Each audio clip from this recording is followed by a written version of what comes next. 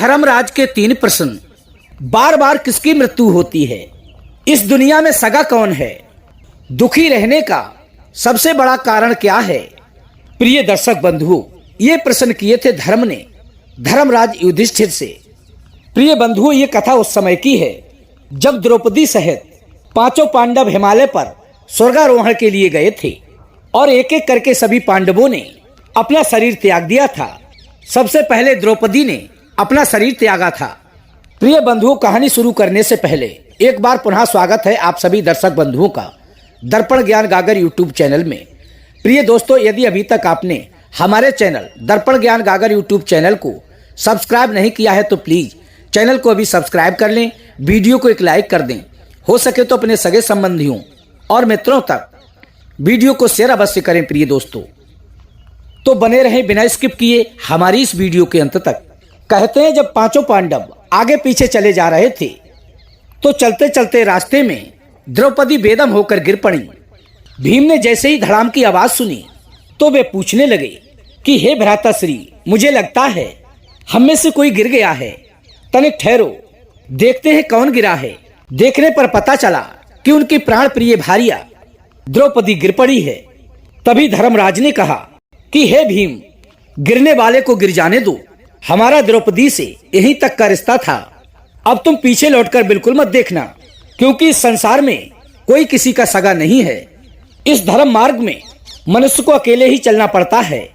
तभी भीम ने पूछा कि हे भ्राताश्री, द्रौपदी हमारी अपनी है, इसकी खुशी के लिए हमने इसको क्या नहीं किया, और इसने भी हमारे लिए सब कुछ किया। इसके लिए हमने लाखों लोगों से युद्ध लड़ा, फिर क्यों उसकी पीड़ा तुम्हें दिखाई नहीं देती?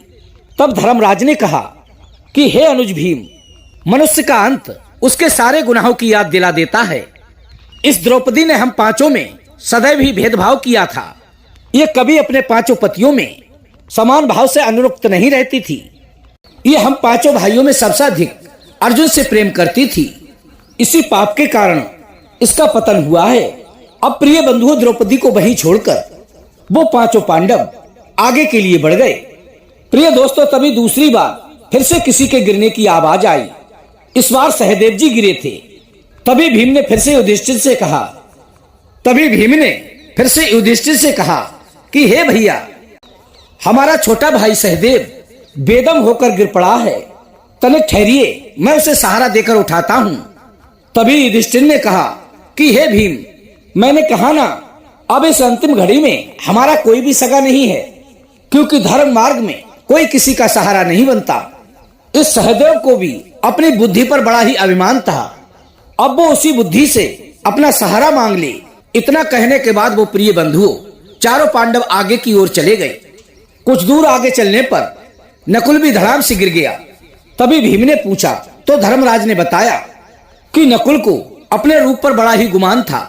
वो कहता था कि मुझे विधाता ने बड़ा ही सुंदर रूप दिया है, मुझे मेरे रूप में कोई भी मात नहीं दे सकता, अर्थात इस संसार में मेरे समान कोई भी रूपवान नहीं है। पर आज साबित हो गया कि नकुल का रूप भी मृत्यु के आगे घुटने टेक गया। अब प्रिय बंधु नकुल को भी तड़पता हुआ छोड़ दिया और वे तीनों आगे के लिए कूच कर गए। कुछ दूर आगे चलने पर अर्जुन का पैर फिसलता है और वे धड़ाम से नीचे की ओर गिर जाते हैं। तभी महाबली भीम ने अपने भ्राता श्री युधिष्ठिर से अर्जुन के गुनाहों को जानना चाहा तो धर्मराज ने बताया कि अर्जुन को भी अपनी धनुर्विद्या पर बहुत बड़ा अभिमान था। वो कहता था कि मैं अकेला ही एक दिन में पूरे संसार को जीत सकता हूँ। लेकिन हे अनुज भीम, वो झूठा था। उसने महाभारत के युद्ध को जीतने में 18 दिन लगा दिए। यदि उसको अपनी धनुर्विद्या पर इतना ही अभिमान है तो वो इस परिस्थिति में लड़वा जीत कर दिखाए। प्रिय बंधुओं, इस प्रकार अर्जुन को भी वहीं पर गलने को छोड़ दिया। थोड़ा आगे बढ़ने पर भीमसेन भी पटक खाकर गिर पड़े। तभी भीमसेन चिल्लाकर बोले कि हे भैया, मैं इस बात को भली भांति समझता हूँ कि आप मुझे भी लौट कर नहीं देखेंगे, लेकिन जाते जाते आप मुझे मेरे उन दोषों को तो बताते जाइए। प्रिय बंधु, तभी युधिष्ठिर कहते हैं कि हे महाबली भीम, तुम्हारा दोष ये था कि तुम बहुत खाते थे, कभी भी व्रत उपवास नहीं रखते थे। देवता लोग एक बार भोजन करते हैं और मनुष्य 2 बार भोजन करता है। दैत्य लोग 3 बार खाते हैं, 4 बार या उससे अधिक तो कुत्ता भोजन करता है। प्रिय बंधुओं, भीम बड़ा ही पेटू था, भोजन भ्रष्ट था। उसे अपने बल का और अपनी शक्ति का बड़ा ही अभिमान था। इसलिए प्रिय बंधुओं, उस भीम की भी वही दुर्गति हुई जो उसके अन्य भाइयों की हुई थी। अब प्रिय बंधुओं, वो भीम भी अपने भ्राता श्री युधिष्ठिर का वही प्रसाद छोड़ देते हैं और अब अंत में धर्मराज और एक कुत्ता बाकी रह जाता है, जो कि धर्मराज युधिष्ठिर के साथ साथ चल रहा था। बाकी तो सब लोग एक एक करके धर्मराज युधिष्ठिर का साथ छोड़ते चले गए। प्रिय बंधु, इसी प्रकार से अंतकाल आते आते सभी युधिष्ठिर का साथ छोड़ देते हैं। प्रिय बंधुओं, यही जीवन की सच्चाई है। अंतकाल आते आते सभी अपने पराये हो जाते हैं और आपका साथ छोड़ देते हैं। केवल धर्म ही है जो आपका साथ नहीं छोड़ता। धर्मराज के साथ जो कुत्ता था, वो कुत्ता उनके जीवन काल के जितने भी धर्म के कार्य थे, वो धर्म कुत्ते के रूप में उनके साथ चल रहा था। कहते हैं कि विद्या मित्रम प्रवासेषु स्त्री मित्रम गृहेषु च व्याधु तस्य औषधि मित्रम धर्मो मित्रम मित्रस्य च। प्रिय दर्शक बंधुओं, जिस प्रकार परदेश में रहने वाले की मित्र विद्या होती है, घर में रहने वाले की मित्र स्त्री होती है, जिस प्रकार रोगी की मित्र दवा होती है, उसी तरह मरने वाले का मित्र धर्म होता है। धर्म से बढ़कर कोई भी सगा नहीं होता, जो मरने के बाद भी आपका साथ नहीं छोड़ता है। बाकी आपके सारे सगे संबंधी, हितू रिश्तेदार आपका साथ छोड़ जाते हैं। प्रिय सज्जनों, धर्मराज उस कुत्ते के साथ हिमालय के सर्वोच्च शिखर पर पहुंच गए। चारों तरफ बर्फ ही बर्फ थी। वे अपने कुत्ते के साथ पर्वत की सबसे ऊंची चोटी पर खड़े थे। तभी स्वर्ग से एक विमान आकर के उतरा और विमान में बैठे हुए देवदूतों ने कहा, चलिए महाराज, विमान में बैठिए, ये स्वर्ग का विमान तुम्हें लेने को आया है। उन देवदूतों की बात को सुनकर धर्मराज युधिष्ठिर ने कहा, मैं स्वर्ग में तभी जाऊंगा जब मेरा ये कुत्ता मेरे साथ जाएगा। पहले आप इस कुत्ते को विमान में चढ़ाइए, उसके बाद मैं चढ़ूंगा। प्रिय दर्शक बंधुओं, तभी देवताओं ने उत्तर दिया कि ये कुत्ता तो स्वर्ग में नहीं जा सकता। आप इस विमान में विराजमान होइए और स्वर्ग की ओर चलें, क्योंकि ये विमान सिर्फ आपके लिए ही आया है। प्रिय बंधुओं, तभी धर्मराज ने कहा कि हे देवदूतों, इस कुत्ते के बिना मैं स्वर्ग जाने की इच्छा नहीं रखता, क्योंकि एक एक करके मेरे सभी सगे संबंधी मेरा साथ छोड़कर चले गए, पर इस कुत्ते ने अभी तक मेरा साथ नहीं छोड़ा है। और धर्म के अनुसार सगा वही है जो अंत तक आपका साथ ना छोड़े। यदि धर्म में कुत्ता भी आपका साथ दे तो उसका भी कभी परित्याग नहीं करना चाहिए। तभी देवदूतों ने कहा कि हे राजन, स्वर्ग जाने का वही अधिकारी होता है जो पुण्यवान है। ये कुत्ता तो त्रियक योनि का प्राणी है, इसके तो कोई पुण्य भी अर्जित नहीं है, ये स्वर्ग में कैसे जा पाएगा। प्रिय सज्जनों, उसी समय धर्मराज युधिष्ठिर ने अपने आधे पुण्य फलों को उस कुत्ते को दे दिया। पुण्य प्रदान करते ही वो कुत्ता साक्षात धर्म के रूप में परिवर्तित हो गया। तभी उस कुत्ते ने धर्मराज से 3 प्रश्न पूछे कि हे पुत्र, मेरा पहला प्रश्न है कि इस संसार में सगा कौन है, मेरा दूसरा प्रश्न है कि बार बार मरता कौन है, और तीसरा प्रश्न है सुख शांति का साधन क्या है। प्रिय दर्शक बंधुओं, तभी धर्मराज उत्तर देते हैं कि हे भगवान, संसार में धर्म ही सगा है। जो कामनाओं से घिरा रहता है वो बार बार मरता रहता है, और जो कामनाओं से रहित हो गया वो सुखी भी है और पूर्ण रूप से शांति को प्राप्त होता है। कई बार हम निरर्थक और अंतहीन कामनाओं के कारण अनावश्यक चिंताओं और तनाव से घिर जाते हैं, जबकि कामनाओं को त्याग कर हम सहज में ही उनसे मुक्त हो सकते हैं। इस संबंध में आज मैं आपको एक दृष्टांत सुनाता हूँ।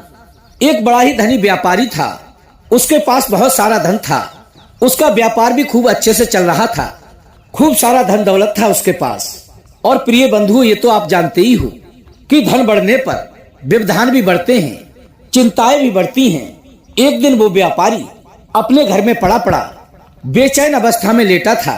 वो बार बार इधर की उधर करवटें बदल रहा था। उसे बिल्कुल भी नींद नहीं आ रही थी, उसके मन में बिल्कुल भी चैन नहीं था, बहुत ही बेचैनी थी। और जैसे ही उसकी पत्नी ने अपने पति को बेचैन देखा तो उससे पूछने लगी कि हे स्वामी, आपको क्या हो गया है, आज आपको नींद क्यों नहीं आ रही, आप किस चिंता में डूबे हुए हो। अपनी पत्नी के बार बार पूछने पर भी उस व्यक्ति ने कुछ भी नहीं बताया। दूसरे दिन भी उसकी यही हालत थी। तब उसकी पत्नी ने ये बात जानने की बहुत जिद की कि उसकी बेचैनी का कारण क्या है, और कहने लगी कि आपको बताना ही होगा कि आप किस चिंता में डूबे हुए हैं। तभी व्यापारी ने कहा कि हे प्राण प्रिय, इस बात को तुम मत पूछो कि मैं किस चिंता में हूँ। यदि तुम सुनोगी तो तुम्हारी भी मेरी जैसी हालत हो जाएगी। परंतु प्रिय बंधु, उसकी पत्नी ने जिद करके उससे पूछा कि आपको बताना ही होगा कि आप किस लिए चिंतित हैं। प्रिय दर्शक बंधुओं, अपनी पत्नी के विशेष आग्रह करने पर उसने बताया कि हे प्रिय, एक दिन मेरे मन में आया कि यदि मेरा सारा कामकाज बंद हो जाए तो फिर हमारी क्या स्थिति होगी। तब मैंने हिसाब लगाकर देखा कि यदि मेरा आज व्यवसाय बंद हो गया तो हमारे पास इतना धन है कि हम 9 पीढ़ियों तक आराम से बैठकर खा सकते हैं, परंतु इसके बाद हमारे पास कुछ भी नहीं बचेगा। मुझे चिंता इस बात की है कि 9 पीढ़ी के बाद जो हमारे बच्चे होंगे वे फिर क्या खाएंगे, फिर कैसे उनका जीवन यापन होगा। ये सब सोचकर मैं बड़ा ही दुखी हूँ। मुझे अत्यधिक चिंता हो रही है। अपने पति व्यापारी की बात सुनकर उसकी पत्नी ने अपना माथा ठोका। उसकी पत्नी बड़ी ही बुद्धिमान थी। वो कहने लगी, बिल्कुल ठीक है, अभी आप बिल्कुल चिंता मत करो। कल हम एक संत जी के पास चलेंगे और उनके पास पहुंचकर हम अपनी समस्या का हल पूछ लेंगे। आज तुम चुपचाप सो जाओ। आज तुम निश्चिंत होकर चुपचाप सो जाओ। प्रिय बंधु, उसकी पत्नी ने उसे किसी प्रकार सुला दिया। अगले दिन जब वे दोनों उन संत जी के पास जाने को गाड़ी में बैठने लगे तो उसकी पत्नी ने महात्मा जी को देने के लिए प्रसाद रूप में कुछ अन्न, कुछ फल, कुछ प्रसाद रख लिया। जब वे दोनों गाड़ी में बैठने लगे तो उसकी पत्नी ने महात्मा जी को देने के लिए कुछ अन्न, कुछ फल और कुछ प्रसाद रख लिया। ये सब देखकर उसके पति ने कहा कि ये सब क्यों ले जा रही हो, ये सब तो मैंने कल हिसाब में जोड़ा ही नहीं था। तभी उसकी पत्नी ने कहा, कोई बात नहीं, कौन सा हमें रोज रोज ले जाना है, आज भर की तो बात है। अपनी पत्नी का कहा वो व्यापारी मान गया। अब वे दोनों चलते चलते संत के आश्रम में पहुंचे। तभी उस व्यापारी की पत्नी ने जो सामान संत जी को भेंट के रूप में देने को ले गई थी वो सब उन संत जी को देना चाहा, तो संत ने उन्हें रोकते हुए अपने शिष्यों से कहा कि तुम अभी भीतर जाओ और भीतर जाकर अपनी गुरुमाता से पूछकर आओ कि घर में अभी कितना अन्न शेष है। तभी उस शिष्य ने पूछकर बताया कि हे महाराज, आज रात तक के लिए सब कुछ है, कल सुबह के लिए कुछ भी नहीं बचेगा। तब उस संत ने कहा, हम तुम्हारी इस भेंट के लिए स्वीकार नहीं कर सकते, क्योंकि इसकी अभी हमें आवश्यकता नहीं है। अभी तो हमारे पास खाने के लिए अन्न पर्याप्त है। तभी उस सेठ की पत्नी ने कहा कि कोई बात नहीं, आप हमारे द्वारा दिए गए इस अन्न और प्रसाद को कल के लिए रख लो।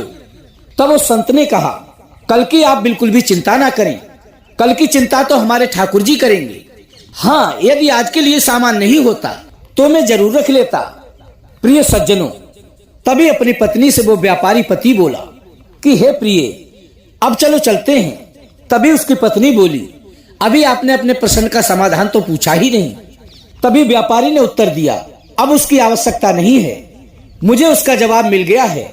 जब इस संत को कल की चिंता नहीं है और मुझे जैसे अज्ञानी को 9 पीढ़ी आगे की चिंता हो रही है, यही मेरी मूर्खता है। जिन लोगों का भगवान पर विश्वास नहीं होता उनका यही हाल होता है। प्रिय सज्जनों, जिस दिन हमारा मन कामनाओं से रहित हो जाएगा उस दिन हम पूर्ण शांति को प्राप्त कर लेंगे। उस दिन हमारे जीवन से दुखों का नामो निशान मिट जाएगा। धर्मराज युधिष्ठिर का ये जवाब सुनकर धर्म बहुत ही प्रसन्न हुए और वे दोनों विमान में बैठकर स्वर्ग को चले गए। प्रिय दर्शक बंधुओं, ये थी आज की हमारी छोटी सी कहानी। कहानी कैसी लगी कमेंट सेक्शन में जाकर आप हमें अवश्य बताएं, और हो सके तो हमारे चैनल को सब्सक्राइब करके वीडियो को एक लाइक अवश्य कर दें। इसी के साथ प्रिय दर्शक बंधुओं, राधे राधे, जय श्री कृष्णा।